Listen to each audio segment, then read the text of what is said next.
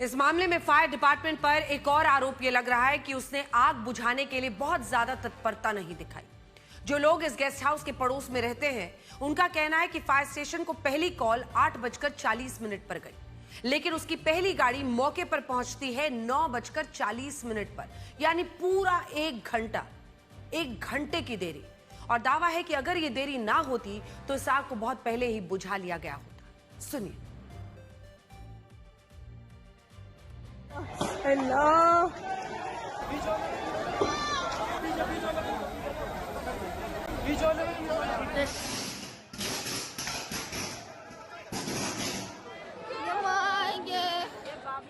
और ये क्या? और तो ये जो खिड़की है इसको तोड़ा गया है पूरी तरह से और इसके अंदर से लोगों को निकाला गया है। न सिर्फ निकाला बल गया है बल्कि लोग कूद भी रहे थे। एक आई विटनेस हमारे साथ मौजूद, पाइप पकड़ के लटक रहे थे और हेल्प मांग रहे थे। हाँ। तो यहाँ पर जितने भी लोकल बंदे थे, हाँ, उन्होंने हेल्प किया। वो गद्दा बिछाया, उसको बोला जंप करो नीचे। आप कितना जंप किया, किसी में सर में चोट लगा, किसी का हाथ टूट गया।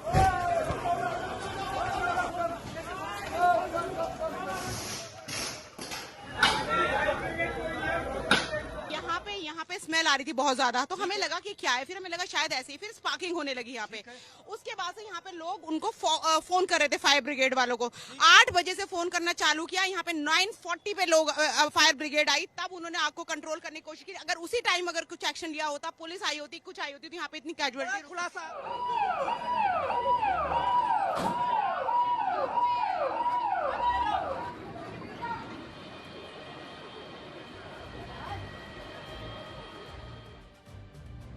हालांकि इन आरोपों को फायर डिपार्टमेंट गलत बता रहा है। उसका कहना है कि उसके पास कुल 3 कॉल्स आई थी। इनमें पहली कॉल 8:50 की गई, दूसरी 8:55 पर और तीसरी 9:16 पर की गई। और क्योंकि ये गेस्ट हाउस एक घनी आबादी वाले इलाके में मौजूद है और वहां गलियां भी काफी सकरी हैं, इसलिए इसके रेस्क्यू ऑपरेशंस में कई दिक्कतें आई और सुबह 11 बजे तक इस आग को पूरी तरह बुझाया नहीं जा सका। सोचिए कैसी आग रही होगी। यह आग कैसे लगी, इसका स्पष्ट कारण अभी सामने नहीं आया है, लेकिन कुछ स्थानीय लोगों का दावा है कि यह आग बेसमेंट से फैली, जहां ग्राउंड फ्लोर पर मौजूद रेस्टोरेंट का एक बड़ा किचन था। जबकि कुछ लोग ये दावा कर रहे हैं कि यह आग शॉर्ट सर्किट से लगी और क्योंकि इस गेस्ट हाउस में लकड़ी का फर्नीचर ज्यादा था, इसलिए यह आग बहुत ज्यादा फैल गई। अगर आप इस तस्वीर को देखेंगे तो इसमें एक विदेशी नागरिक अपनी जान बचाने के लिए बिल्डिंग के छज्जे पर चढ़ा हुआ है। और यह तो सिर्फ एक तस्वीर है। जो लोग अपने कमरों से बाहर निकल पाए या जो घटना के वक्त सो रहे थे,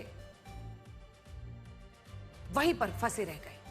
मतलब उस समय की कल्पना करके भी जैसे इंसान कांप जाता है। इनमें जिन कमरों में बाहर की तरफ खिड़कियां लगी थी, उन कमरों में फंसे लोगों ने उन्हें तोड़कर बाहर निकालने की कोशिश की, जबकि जिन कमरों में खिड़कियां नहीं थी, वो लोग जिंदा जलकर और आग के धुएं में दम घुटने से मर गए। कुल 21 लोगों की मौत की पुष्टि हुई, जिनमें 6 विदेशी नागरिक हैं, 9 भारतीय हैं। 6 लोगों की अब तक पहचान नहीं हो पाई है। अब इस पूरी घटना में सबसे गंभीर बात यह है कि यह गेस्ट हाउस पूरी तरह अवैध था। उसका पंजीकरण 2007 की बेड एंड ब्रेकफास्ट स्कीम के तहत हुआ था, जो गोवा की तर्ज पर शुरू की गई थी। इसमें यह तय हुआ था कि अगर किसी व्यक्ति के पास दिल्ली में एक घर है, एक कोठी है या फ्लैट है और उसमें कुछ अतिरिक्त कमरे हैं, तो लोग उन्हें पर्यटकों को किराए पर दे सकते हैं। वहां पर वो होम स्टे चला सकते हैं। अब इस स्कीम का सबसे पहला नियम क्या था? सबसे पहला नियम यही था कि जिस बिल्डिंग में इस तरह का होम स्टे खोला जाएगा, वहां 12 बेड और 6 से ज्यादा कमरे नहीं हो सकते। मतलब ये घर की तरह होगा, 6 कमरे से ज्यादा नहीं होंगे, 12 ही बेड होंगे। लेकिन इस मामले में इस नियम की खूब धज्जियां उड़ी है। इस गेस्ट हाउस में 6 की जगह 25 कमरे थे। परमिशन कितने की थी? 6 की, सिर्फ 6 बेड कमरे की, लेकिन 25 कमरे चला रहा था यह आदमी। और इसका संचालन एक होटल की तरह हो रहा था, जबकि नियमों के तहत यह होटल बन ही नहीं सकता। इस गेस्ट हाउस ने कैसे हमारी सरकारों, हमारी सिस्टम की पोल खोली, उसका एक और नमूना मैं आपको बड़ी स्क्रीन पर दिखाती हूं। क्योंकि जब आप ये देखेंगे तब आपको इस बात का एहसास होगा कि ये किस तरह से लोगों को मूर्ख बना रहा था। तो सबसे पहले हम आपको इस फ्लरिश स्टे के, वापस जाइए पिछले पेज पर, इसका ओपनिंग पेज दिखाते हैं। ये देखिए, कहीं भी आपको उस होटल का बाहर से तस्वीर दिख रही है? थोड़ा सा जूम इन कीजिएगा, यहां पे आपको कहीं भी नहीं दिख रहा है। ये उसका वेबसाइट है। इस वेबसाइट पर वो सामने फोटो किसकी डालता है? मैक्स अस्पताल की। ये मैक्स अस्पताल की फोटो यहां पर डालता है। ये आप देख रहे हैं, मैक्स हॉस्पिटल। ये अपनी बाहर से कोई भी तस्वीर फ्लरिश स्टे अपनी वेबसाइट पर डालता ही नहीं है। सोचिए, लोगों की आंख में, एक बार फिर से आप प्रीवियस पेज पर आ जाइए, एक बार फिर से प्रीवियस पेज पर आइए, अपने दर्शकों को फिर से दिखाते हैं। ये जब आप वेबसाइट जैसे ही फ्लरिश स्टे का खोलेंगे, मतलब कोई भी विदेशी सैलानी आ रहा है, लिखते हैं medical tourism, comfortable rooms and kitchen facilities also, perfect stay for medical tourism. यानी जो लोग विदेशों से यहां पर पहुंचते थे ना अपना इलाज कराने के लिए, ये उनके लिए बता रहा है कि मेडिकल टूरिज्म के लिए अच्छी जगह है। और सामने तस्वीर किसकी डाल रहा है? मैक्स हॉस्पिटल की। ये अपनी बिल्डिंग की तो बाहर से तस्वीर डालता ही नहीं है अपनी वेबसाइट पर। हमने पूरी वेबसाइट को खंगाला है। कई अन्य जो वेबसाइट्स हैं जो आपको रूम स्टे के लिए, कई सारे जो एग्रीगेटर्स हैं जो रूम स्टे बताते हैं, वहां पर तो इसकी रात की एक फोटो है भी बाहर से, लेकिन अपनी वेबसाइट पर इसने बड़ी चालाकी से अपनी बिल्डिंग की तस्वीर ही नहीं लगाई। ये मैक्स हॉस्पिटल का, ताकि जो लोग यहां पर साकेत में इलाज कराने आते हैं मैक्स हॉस्पिटल में, उसको इसने फोटो में लगा दिया और यहां पर लिख दिया perfect stay for medical tourism. यानी जो लोग यहां पर आते हैं वो, अब देखिए ये बाकी क्या तस्वीरें डालता है, रूम के अंदर की तस्वीर डालता है। ये रूम की अंदर की तस्वीर इस तरह से एक बेडरूम की डालता है, एक दूसरे बेडरूम की दिखाता है। इसमें ये दिखा रहा है कि एसी है इनके पास, और इस तरह से ये किचन की भी पूरी व्यवस्था यहां पर इस तस्वीर में दिखा रहा है। और सबसे ज्यादा opposite max super speciality hospital Saket, इसका सारा का सारा वेबसाइट इसी बताने पर जोर देता है कि भाई हम मैक्स हॉस्पिटल के बिल्कुल सामने में हैं। अब आ जाइए इस हिस्से में जहां पर ये जानकारियां दे रहा है कि हमें क्यों आप चूज कीजिएगा, क्यों आप हमारे होटल में रहने आइए, जिसको वो अपनी तरफ से फ्लरिश स्टे सिर्फ कह रहा है, ब्रेड एंड ब्रेकफास्ट नहीं। मैक्स हॉस्पिटल से 100 मीटर की दूरी, सबसे बड़ी चीज जो ये बताता है, मैक्स हॉस्पिटल से 100 मीटर की दूरी। फिर आ जाइए, ये बताता है आरामदायक कमरे।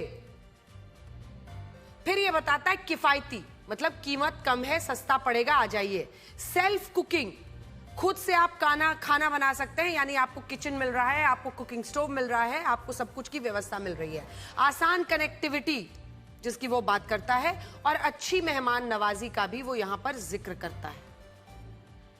लेकिन ये कहीं नहीं बताता है, मेरे साथ पढ़िए, लेकिन ये कहीं नहीं बताया गया कि इमरजेंसी गेट नहीं है।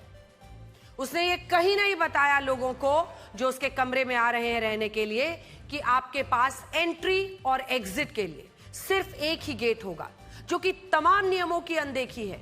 फायर एग्जिट नॉर्म्स ये कहते हैं कि एक तरफ अगर लिफ्ट है तो आपको दूसरी तरफ सीढ़ियों से भी एग्जिट देना है, एक एंट्री है तो एक एग्जिट भी आपको देना है। लेकिन इतनी बड़ी चीज वो अपने लोगों से छिपा लेता है जो लोग आते हैं, और इस तरह से वो लोगों को ठगता है अपने वेबसाइट पर लाकर। मैक्स हॉस्पिटल की चमचमाती हुई तस्वीर लगाता है, मेडिकल टूरिज्म का बखान करता है, अस्पताल के बगल में ये दिखाता है, कमरे की अच्छी सी तस्वीर लगा देता है, लेकिन अपनी बिल्डिंग नहीं दिखाता है। अब आइए आपको अब अगली जानकारी इस फ्लरिश स्टे के बारे में देते हैं। कमरों के अंदर कुकिंग बर्नर, ये जो फोटो है उसमें हमने जूम इन किया और ये देखिए क्या स्थिति है।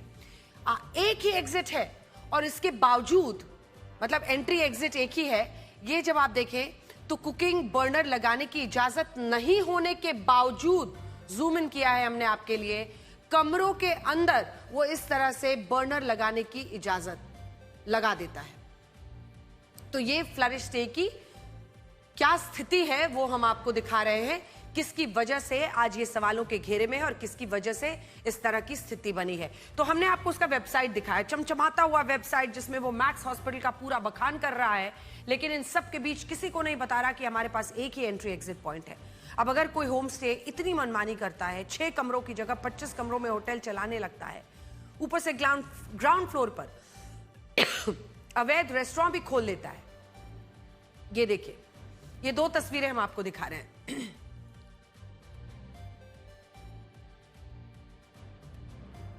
डिपार्टमेंट से एनओसी नहीं लेता है, अवैध तरीके से बेसमेंट में कमरे बना लेता है, तो इस मनमानी का हमारी सरकारों के पास क्या जवाब है? ये 2 तस्वीरें हैं। बहुत ढूंढने के बाद कुछ अन्य वेबसाइट्स पर इस फ्लरिश स्टे की पिक्चर्स मिली है। ये जो स्नैक्स एंड बाइट आप देख रहे हैं ना, ये उसी रेस्टोरेंट का प्रचार है जो ये नीचे चला रहा था। वहीं दूसरी तरफ उसकी आज की ये धधकती हुई तस्वीरें देखिए, जिसमें लोग जिंदा चले हैं। अगर इस देश में कानून है, कानून का पालन कराने के लिए पूरी व्यवस्था है, तो व्यवस्था हमें दिखाई क्यों नहीं देती? और सोचिए, ये तो होम स्टे की कहानी है। ऐसा ना जाने कितने होम स्टे और कितने गेस्ट हाउस होंगे जो इस तरह की मनमानी कर रहे होंगे। यहां आप ये भी देखिए कि ये गेस्ट हाउस लगभग सभी ऑनलाइन बुकिंग प्लेटफॉर्म्स पर मौजूद है। इसके बारे में इन प्लेटफॉर्म्स पर दुनिया भर की जानकारियां लिखी हैं। ये बताया गया है कि यहां क्या क्या सुविधाएं हैं, लेकिन इनमें कहीं ये नहीं लिखा कि इस गेस्ट हाउस में एंट्री एग्जिट के लिए एक रास्ता है। इसके पास फायर एनओसी नहीं है। यह असल में एक होटल भी नहीं है। ज्यादातर ऑनलाइन बुकिंग प्लेटफॉर्म्स पर 85% से ज्यादा होटल और होमस्टे ऐसे हैं जिनमें यह बताया ही नहीं जाता कि इमरजेंसी गेट है या नहीं, या वहां दुर्घटनाओं से निपटने को लेकर क्या इंतजाम है। हमारे देश में लोग भी ये चेक नहीं करते, जिसका ऐसे लोगों द्वारा फायदा उठाया जाता है। और सवाल है कि यहां तो विदेशी सैलानी भी आ रहे थे अपना इलाज कराने के लिए। उनकी आंखों में मैक्स हॉस्पिटल की चमचमाती हुई तस्वीर डालकर धूल झोंका गया।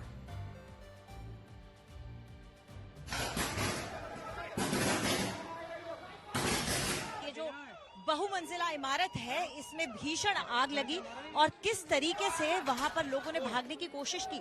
वहां पे पड़े हैं कुछ गद्दे भी जो ये बयां करते हैं कि लोग इतनी ऊंचाइयों से कूदकर भागने को तैयार थे अपनी जान बचाने के लिए। वो इस वक्त ये भी ना उन्होंने सोचा कि ये कितनी ऊंचाई है। ये जो पूरी बिल्डिंग है, इस बिल्डिंग में जब आग लगी तो उसके बाद पैनिक फैल गया, जिसमें लोग बिल्डिंग से कूदकर अपनी जान बचाने लगे। तब नीचे गद्दा लोकल लोग हैं उन्होंने बिछाया ताकि लोगों को चोट न लगे। ये भी कहा जा रहा है कि इस पूरे एरिया में ठहरने के लिए भी व्यवस्था की गई थी, जिसमें नाइजीरिया से जो जुड़े हुए लोग हैं या फिर दूसरे अन्य कंट्रीज से जुड़े हुए लोग हैं जो कि मैक्स हॉस्पिटल में इलाज कराने के लिए आते हैं, वो लोग यहाँ पर रुके हुए थे और उसके बाद उनकी बॉडीज जो है यहाँ से निकली हैं। लोगों का हाल क्या था उस समय? हाल मतलब अभी मैं आपको बता नहीं सकता। शुरू में मतलब हम ही थे यहाँ, सब आग थी। हमने यहाँ रजाई गद्दे से गद्दे उठाए, सारे डाले ऊपर से। बच्चों को नहीं दुकान पे से बच्ची को ऊपर से कुदाया, फिर बच्चों को कुदाया। 7 लोगों को हमने ऊपर से कुदाया, first floor, second floor, third floor से। उसके बाद आग, हम जब कोशिश की अंदर जाने की, हम जा नहीं पाए। मालवीय नगर की ये 5 मंजिला इमारत जलकर खाक हुई, लोग मारे गए, लेकिन इसके आसपास आग के कई ऐसे कारण दिखाई देते हैं जो फिर भविष्य में इस तरह की घटना दे सकते हैं। पूरा मालवीय नगर का ये जो इलाका है, तारों का एक जंजाल दिखाई देता है। पूरा तारों से घिरा हुआ, बिजली के तार हैं, केबल्स हैं, और वो इस कदर भी हैं कि इमारतों के पास तो ऐसी स्थिति है कि अगर कोई कबूतर मुंह से तार का एक छोटा टुकड़ा लेकर के आके वहां गिरा दे तो शॉर्ट सर्किट हो जाए, आग लग जाए।